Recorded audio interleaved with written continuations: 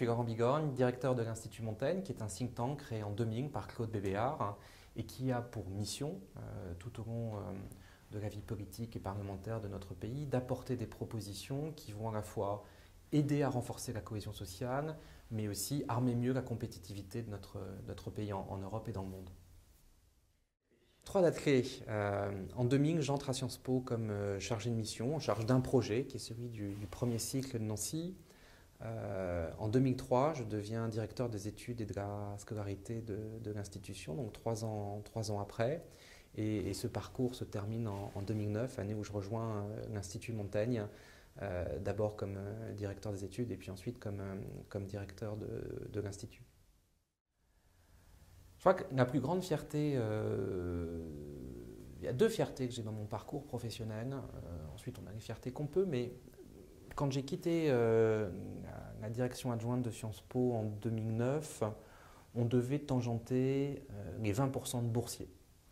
Et quand j'y étais entré comme élu syndical, je parle des instances de direction, en 95-96, il devait y avoir 5, 6, 7% de boursiers.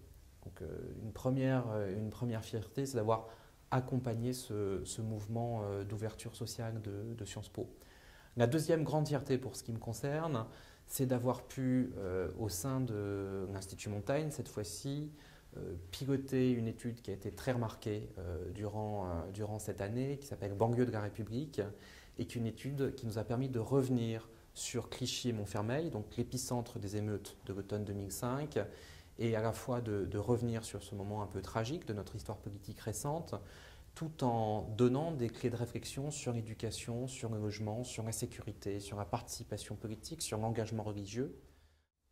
Le regret, je suis parti à Londres dans le cadre d'un accord entre Sciences Po et la London School of Economics en 2008 et 2009.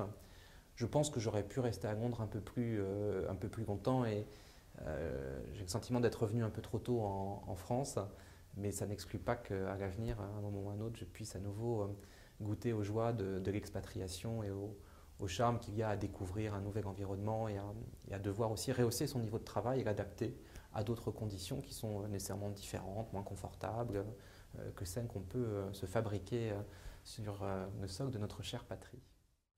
Je suis incapable de me projeter à 10 ans, d'autant que j'ai eu la chance dans mon parcours de le voir jalonné par des hommes formidables qui à chaque fois m'ont donné l'opportunité de vivre des aventures professionnelles fortes. Richard Descoings, bien sûr, Claude Bébéar, désormais depuis 2 ans à l'Institut Montaigne. Donc je crois beaucoup à ce mélange à la fois de volonté, d'opportunité. Dans 10 ans, je peux aussi bien me retrouver effectivement à l'étranger que de revenir à mon premier métier, qui est celui que j'aime le plus et qui a été celui de mon entrée dans la vie professionnelle, qui était celui d'enseignant, qui est un métier qui me manque parfois, qui me manque même souvent. Donc tout est ouvert et je verrai un peu comment les années qui viennent se présentent. Je garde aussi un souvenir assez ému de 1995, qui avait été un mouvement assez important à Sciences Po, puisque les étudiants s'étaient mobilisés pour essayer de contrecarrer un des projets de la direction de l'époque, qui objectivement paraît aujourd'hui, rétrospectivement, être un projet plutôt raisonnable, qui était celui d'une augmentation des droits de scolarité et en même temps l'introduction d'un système nouveau en matière de prêts et de bourses. Et Sciences Po avait été en effervescence pendant 3 jours ou 4 jours et plusieurs nuits. Et j'en garde un souvenir de transgression, en tout cas assez formidable.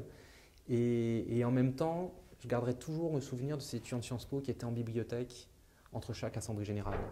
Il y avait quelque chose d'assez ubuesque à se dire que Sciences Po faisait sa révolution et qu'en même temps, ce qui comptait, c'était que la journée continue d'être rythmée par la sonnerie, qui à l'époque sonnait encore, et par les heures de bibliothèque. Et je crois que ces premières armes politiques ont été pour moi un moment important et un moment aussi d'attachement et d'interrogation sur cette institution qui a tellement compté dans mon parcours.